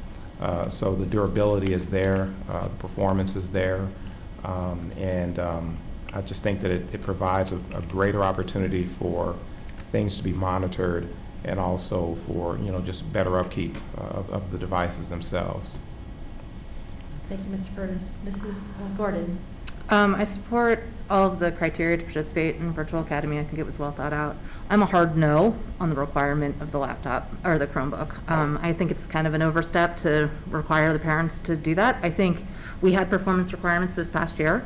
So I think it can be part of the requirements to participate in Virtual Academy, that there's certain contracts made with the parents. But at the end of the day, if you have a high-performing student that might be multitasking, kids that are in AP classes, they might do that. I'm okay with that, right? So I'm a hard no on that.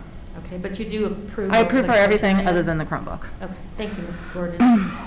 Mr. Felber, do you have any feedback for us? Yeah, I agree with the criteria for the Virtual Academy, and with regard to the Chromebooks, I agree that we require other things like workbooks and so forth. Our staff and teachers have enough to do, in addition to trying to troubleshoot technology issues that can really detract, from the very few minutes and precious time they have to teach. So anything that we can do to streamline and systematize so that everybody can be on the same page and ready to learn for every class, I think that makes sense. Thank you, Mrs. Gordon. Mrs. Felber, do you have any feedback for us? Yeah, I agree with the criteria for the Virtual Academy, and with regard to the Chromebooks, I agree that, we require other things like workbooks and so forth. Our staff and teachers have enough to do, in addition to trying to troubleshoot technology issues that can really detract, from the very few minutes and precious time they have to teach. So anything that we can do to streamline and systematize so that everybody can be on the same page and ready to learn for every class, I think that makes sense. Thank you, Mr. Felber. Mrs. Davis, just to clarify, are you all right with the criteria? Oh, I'm sorry, for- yes, definitely. And Mr. Curtis, you were okay too with Yes. the additional criteria? I appreciate that. You know, when we provide the declaration survey to our parents, we're going to outline that as part of the narrative on the survey, so parents understand that these are the kinds of things that we'll be looking at this year, that we appreciate the parents wanting options, but when it's all said and done, the district has a responsibility of making sure that we can help students achieve academically. And I think the criteria that we've established this evening provides a good profile of how a student has done this year, both on campus and virtual, and which platform is the best choice for them academically, socially, and emotionally too, moving into next year. So thank you for your consideration. Board, ultimately our goal is to provide a healthy and safe school environment for our students while welcoming them back to campus every day, if in fact that's the option that the parents would choose. And as you know, over the last several weeks, every classroom in the district and every learning space has been remeasured.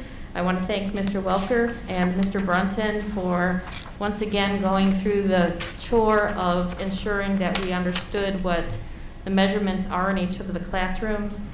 Currently, for your information too, Board, our tech staff under the leadership of Matt McGing is also taking a look at where the technology is in all the classrooms to make sure that we can optimally use the space in the classrooms, but make sure that the technology is positioned in a way that it can be seen easily and operated by our staff. So those are a couple of things happening behind the scenes.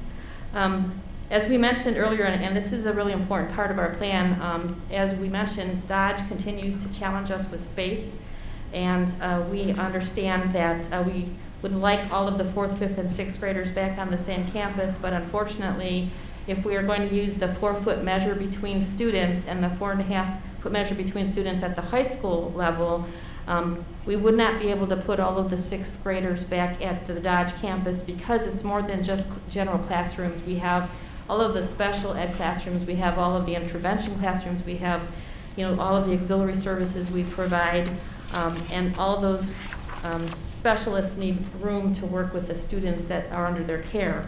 So once the remeasuring is done, and as you know, Board, we have determined the social distance measure to be 4 foot then from preschool to grade 8, and then 4.5 foot of social distance between students in grades 9 through 12. I just want to confirm with you this evening that you are comfortable with those measures. This is based on the survey that we were that we provided to parents back in March. As you saw from the results, it was all over the gamut. And so understanding, just doing the math, we're able to confidently suggest the 4 foot for all kids up to high school and the 4.5 foot at the high school level. So just wanted to confirm that that's a pretty important part of this reopening plan.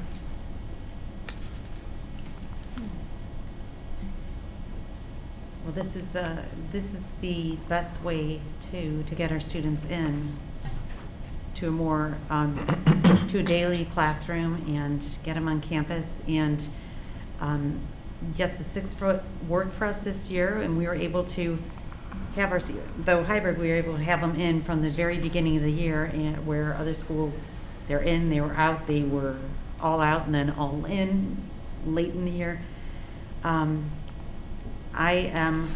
I do agree with this. I'm in favor of this because it'll, I know the parents, the families, they want their students to come back with cautious, you know, with proceeding with caution. And this is our best, I think, our best way to get them all back on campus.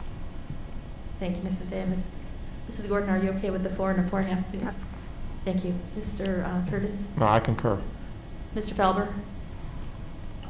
Yeah, I concur as well, and you know, still awaiting the virtual academy. You know, if that becomes an option, but we have to plan as if everybody's going to be in place, and I think that's fine. It's a little bit better than you know, the distance CDC is requiring. I don't think going to 3 foot would change the model. In fact, it would make it worse. We wouldn't be able to, you know, still probably accommodate, you know, the 6th grade as indicated. So I think if that's going to work at 4 feet, 4.5 feet, I'm fine. Thank you. From this point of the presentation, I'm going to ask Mrs. McKinney to come forward because the rest of this is going to be talking about our staffing and some of the considerations for staffing in this new school year. So Mrs. McKinney.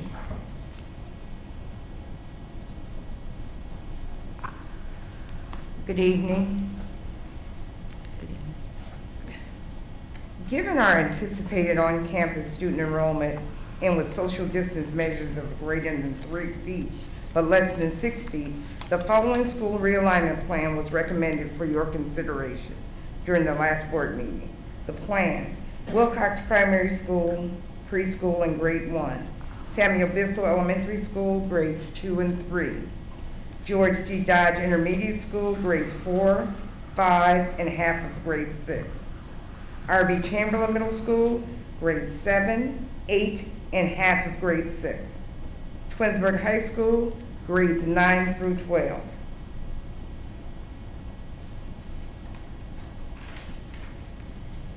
With consideration for the feedback collected and after remeasuring our classrooms, we have determined the following levels for staffing classrooms at the kindergarten through 6th grade. Kindergarten, 300 students, 13 teachers, approximate class size 23. Grade 1, 265 students, 12 teachers, approximate class size 22. Grade 2, 306 students, number of teachers 12, possibly 13, approximate class size 26. Grade 3, 268 students, 12 teachers, approximate class size 22. Grade 4, 283 students, 14 teachers, approximate class size 20. Grade 5, 264 students, number of teachers 12, approximate class size 22. Grade 6, 311 students, 14 teachers, approximate class size 22. Next slide, thank you. As with every school year, some staffing decisions have yet to be determined, including at the preschool where enrollment is pending, as well as at the middle and high school levels where staffing decisions are aligned with students selecting courses.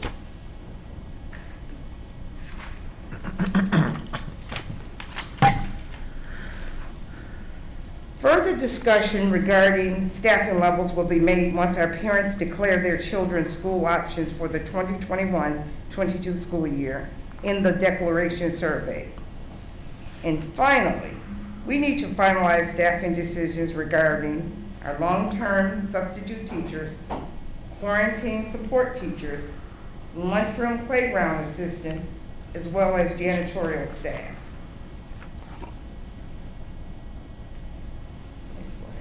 Once again, our plan calls for a unique approach with grade 6.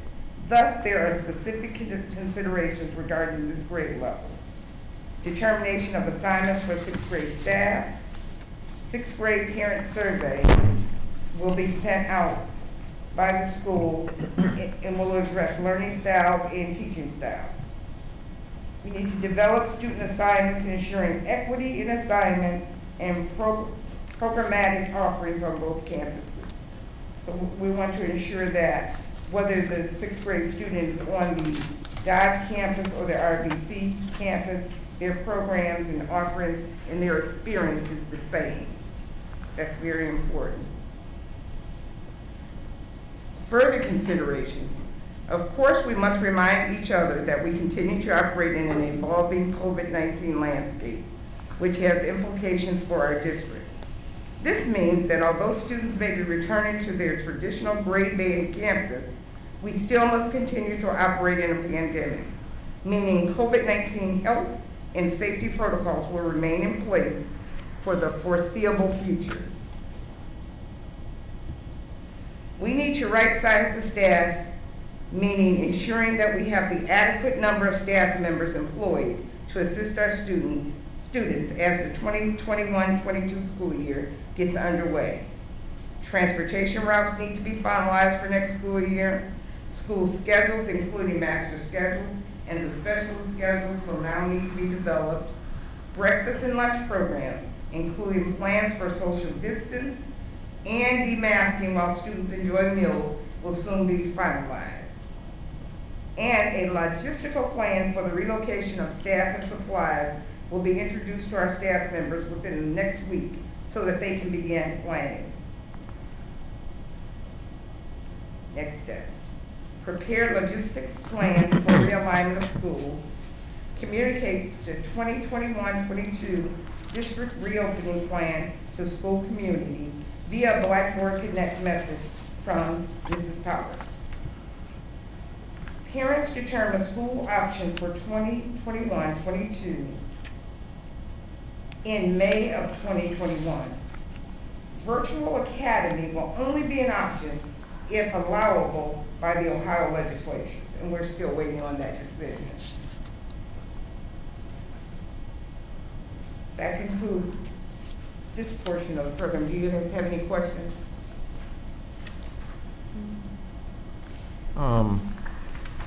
I had one question, and it was around the sixth grade. Sixth graders are going to be split between, half of them going to RBC and half staying at Dodge. So for transportation considerations, like say you have a situation where you have a sibling that, well, maybe siblings that are at Dodge, but one is in the sixth grade. Would that situation, or would we examine that situation where we would try to keep both of them at the same building, or are there going to be situations where siblings are split up, in either situation, whether that be, that's the one question I had about, because I know that there are constraints from a transportation standpoint, but when you have sibling situation where they could be on the same bus or not, are we looking at circumstances like that? Yes, and that's an important part for us to consider. Some of our parents are still going to want to transport their children. When the district decided to reinstitute transportation, that will mean there will be 48 children on a bus. Some of our parents might say, thank you, but no, I will take my child. And so we have to be aware of the fact that if a parent has a fourth grader or a fifth grader and a sixth grader, and they're dropping the children off at school, they have to all be on the same campus. We can't expect them to drop a child off at Dodge and then shoot across the street and take a child to the RBC campus. So yes, that's all a part of the complex decisions that will have to be made with regard to student placement and classrooms, assignments, and transportation routes. So yes. In fact, after the last board meeting, Mr. Curtis, I've received a couple of emails from parents who must have that kind of dynamic in their homes, wanting to make sure that we're paying attention to that detail, and we are. Thank you. You're welcome. The only one question that popped up in my head in regards to RBC, teachers returning back to their schools, will the 7th and 8th graders be in the same kind of structure as they are this year, where they're staying in the same classroom all day and the teachers come to them? At this point, Mr. Reese is considering what will make the function of the school work the best given the space. Upper North will be the place where 6th grade will take root next year. And so it's the intention likely to use Lower North for intervention classrooms and elective classrooms and those kinds of things. So all of that plays into the recipe of building the schedule for the school. So I don't have that answer for you this evening. Mr. Reese is busy behind the scenes building his master schedule. As I understand, it's all preliminary. Yeah, it's all very preliminary. Beginning tomorrow, district administrators will be meeting to begin to rebuild the specialist schedule from the ground up. And what I mean by that is for the 10 years that I've been here, we would just look at the schedule and make a few adjustments and it would work. But now that we're moving kids across the street and it's still not business as usual, we've made the decision as administrative team the best way to approach this is to start from ground zero and build it from there. So that work begins tomorrow, and that plays largely into that other piece of, well, how are the other classrooms configured and what does that look like? So I don't have an answer for you this evening, but know that we're working on that. Great, thank you. You're welcome. Other questions? I don't have any questions. I just I would just add, Kathy, that I'm very appreciative of all the work that's gone into this. It's very unprecedented is the word, as we've said all year long. And I think there'll be a lot more happy people when this gets into place. Yeah, I would agree. I wasn't going to ask another question, but just other than to say that I really appreciate the lengths to which you guys, the staff, the teachers, everybody involved in these discussions and planning to come up with something that is as amenable as it can be under the circumstances, and it follows the same process that you went through to go through what we've been through for the last year. Very arduous, very extensive, but necessary. And I think to do it again, to come up with, like I said, as best circumstances possible that we're allowed to, so that we can accommodate more of our families, is really nice, and I appreciate it. Thank you. Thank you for just all the planning, and I know there's still a lot ahead for all of you, but it's just greatly appreciated. And I know the families are starting to see, I've seen the word silver linings, but are seeing that silver lining too, and at least able to have more of a comfort level and less uncertainty. Yeah, thank you. Thank you, Ms. Davis. So for the order of things, Mrs. McKinney mentioned that the declaration survey would be in May. We initially thought it would be June, but because of all the staffing implications, we really can't wait till June to understand where parents would like this to go. So at the next board meeting, I will ask the board to formally authorize the criteria for participation in the virtual academy. That's on the 19th of May. It would be the intention then to launch the declaration survey either on the 20th or 21st of May, give the parents a good amount of time to consider and then submit their surveys back to us, so that by the end of May we have a good understanding that'll help us with the staffing piece and help us to finalize some final details with school assignments, student assignments, and where we can place teachers in these new environments. Even though they're old environments, it is still new with the pandemic. Thank you. I appreciate your consideration of all this evening. All right, so we're moving on to G. Thank you for all the detail. Remonstrance. Mr. Aho, do we have any blue cards or any remonstrance? No cards. Okay, thank you. All right, so on to H, Treasurer's Report and Recommendations.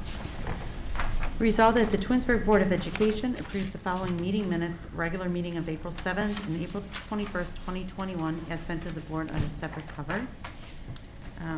2, resolved that the Twinsburg Board of Education accepts the following financial reports: bank reconciliations, general fund financial summary report, and financial report by fund for the month of March 2021, as sent to the board under separate cover. Check register. Resolved that the Twinsburg Board of Education accepts the check register for month of March 2021, including the payroll is $4,736,979.83. Do I have a motion to move? So moved. So moved by Mr. Curtis. Do I have a second? Second. Second by Ms. Gordon. Do we have any discussion on these items? Okay, hearing none. Mr. Aho, would you take the roll, please? Mr. Curtis? Yes. Mrs. Gordon? Yes. Mr. Felber? Yes. Mrs. Davis? Yes. Those items pass 4-0.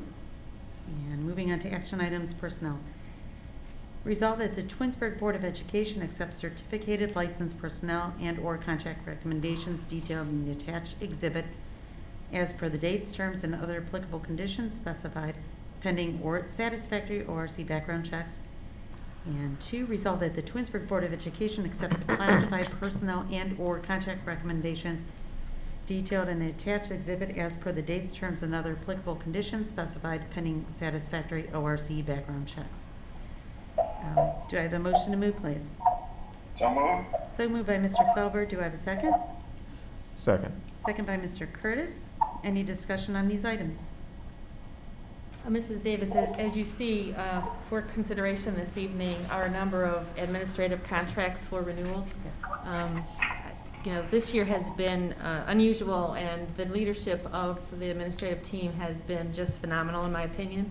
And those represented this evening for contract renewals are just part of the leadership team, but all of them have played a huge role in making sure that we have done well by our students and by our families and the community, and I appreciate their efforts, every single one of them, and the hard work and the dedication they have to our school district. Thank you for your consideration. Thank you so much. All right, Mr. Ayo, would you call the roll, please? Mr. Felber? Yes. Mr. Curtis? Yes. Mrs. Gordon? Yes. Mrs. Davis? Yes. Those items pass 4-0. Moving on to action item J. Resolve that the Twinsburg Board of Education approves the revisions to the following job descriptions per the attached exhibit: data specialist, curriculum supervisor, 204 days, budgetary officer, assistant to the director of pupil services, central office receptionist, administrative assistant to the business manager, secretary, curriculum director, high school head custodian, night custodian, groundskeeper, maintenance, janitor, assistant custodian. 2, Windstream phone line agreement. Resolve that the Twinsburg Board of Education approves the agreement with Windstream Communications. The agreement is a 5-year contract for the district's phone lines per the terms and conditions set forth in the agreement sent to the board under separate cover. This is a general expense fund.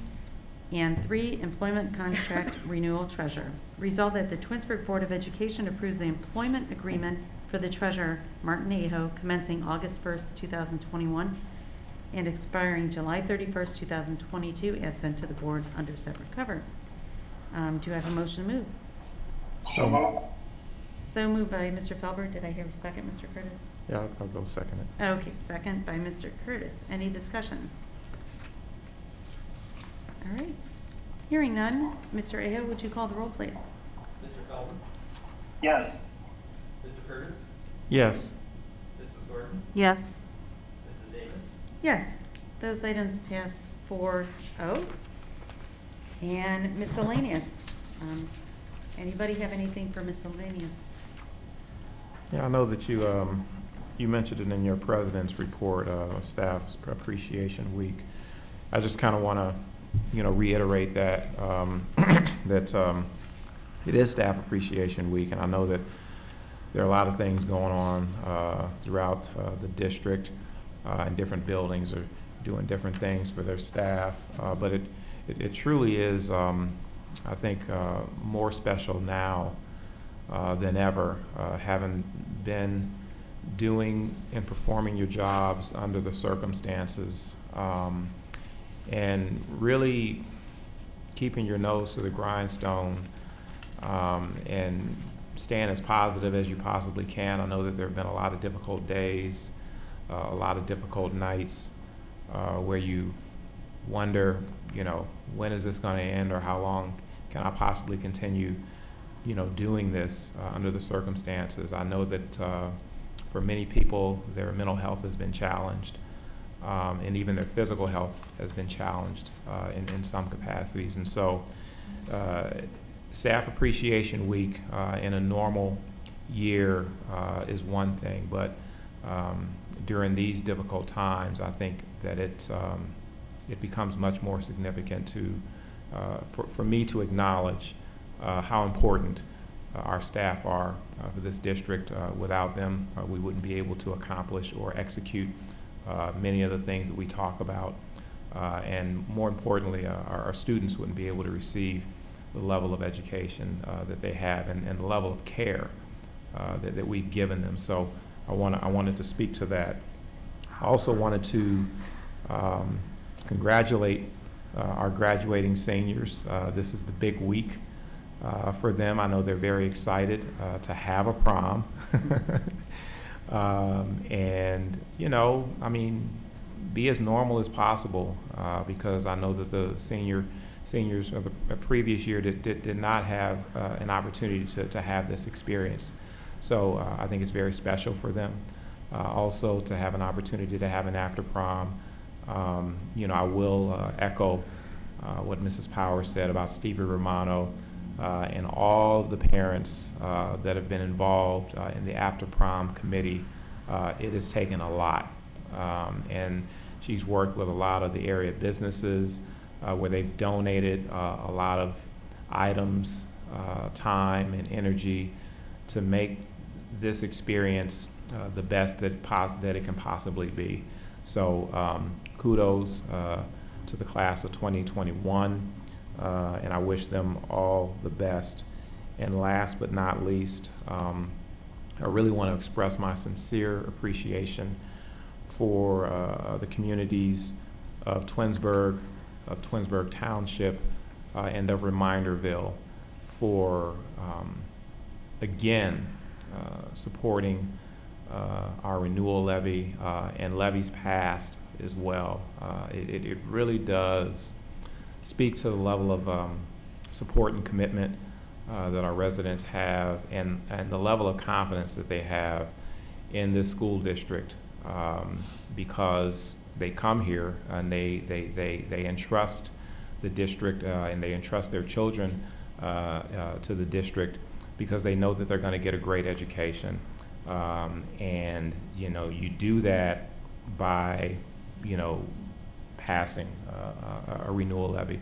We recognize that for a lot of families it's still a challenge financially for them, and it's a sacrifice. And I want to personally convey that we don't take that for granted. So, again, we appreciate the confidence and support, and we also appreciate the level of support for police and fire as well. We talk about strong cities, but you can't have strong cities without strong schools. So a lot of work has gone into both, and again, the community support is really appreciated. Thank you, Mark. And besides what I've spoken before and over past meetings and appreciation, and you pretty much covered all bases, but thank you once again. Greatly appreciated. So I won't be repeating myself at this point, but I just another thank you. And then another, just a note of recognition, I guess. So if you look on the agenda, you see that Dr. Hebert is resigning, and sad to see her go, but it's a great professional opportunity for her. So excited for her at the same time, but like I said, sad to see her go. So our, professional opportunity, it's our loss, but she will be missed, and just good luck with her new career move, and just appreciate the work that she's done with our students over these past few years. Anything else for miscellaneous?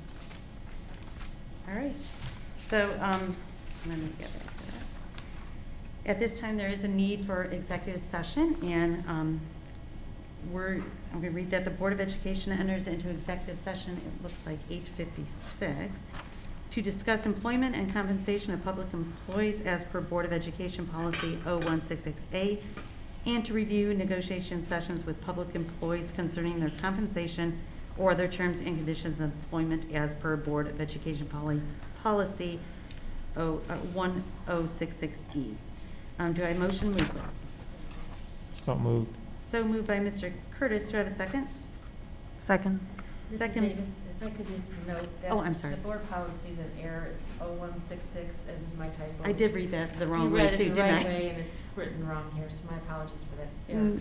1066, correct? 0166. 0166 for the first part, and then I'll just read the last sentence. Compensation of other terms and conditions of employment as per Board of Education Policy 0166. Sorry about that. Correct. All right. So motion was Mr. Curtis, and a second? Second. Second by Mrs. Gordon. Mr. Aho, would you call the roll, please? Mr. Curtis? Yes. Mrs. Gordon? Yes. Mr. Felder? Yes. Mrs. Davis? Yes. That passes 4-0. Thank you for coming. Thank you for those who stuck around and watched online, and this concludes our meeting.